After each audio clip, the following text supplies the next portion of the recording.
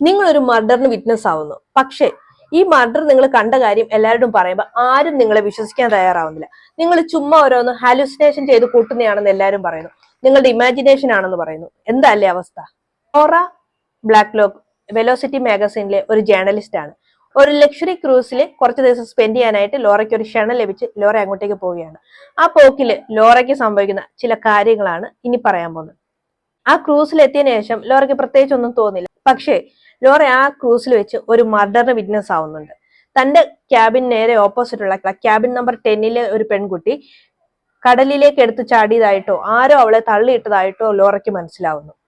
അതുമാത്രമല്ല, ലോറയുടെ റൂമും അവരുടെ റൂമും തമ്മിലുള്ള വേർതിരിക്കുന്ന അവരുടെ ഒരു വാളുണ്ട്. ആ വാളിൽ ഒരു കൈപ്പത്തി, ചോര പറ്റിയ ഒരു കൈപ്പത്തിയുടെ പടവും ലോറ കാണുന്നുണ്ട്.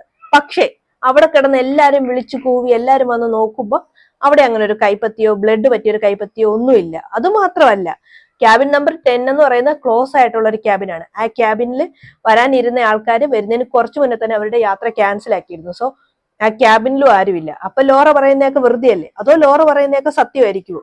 ലോറയുടെ വെറും തോന്നലുകളാണോ ഇതൊക്കെ? ശരിക്കും പറഞ്ഞാല് ആ ക്യാബിനിലെ പെൺകുട്ടീനെ ലോറ നേരത്തെ തന്നെ കണ്ടിരുന്നു. അപ്പൊ ആ പെൺകുട്ടി വെള്ളത്തിൽ വീണില്ലേ? പിന്നെ ആരായിരിക്കും? ആരും ക്യാബിൻ നമ്പർ 10 ഇല്ല എന്ന് പറയുമ്പോൾ ആരായിരിക്കും വെള്ളത്തിൽ വീണത്? അറിയില്ലല്ലേ? ഇതൊക്കെ അറിയണമെങ്കിൽ ഈ സിനിമ കണ്ടാൽ മതി. സിനിമ നമ്മുടെ നെറ്റ്ഫ്ലിക്സിൽ അവൈലബിൾ ആണ്. മൂവിനെ woman in the cabin number 10.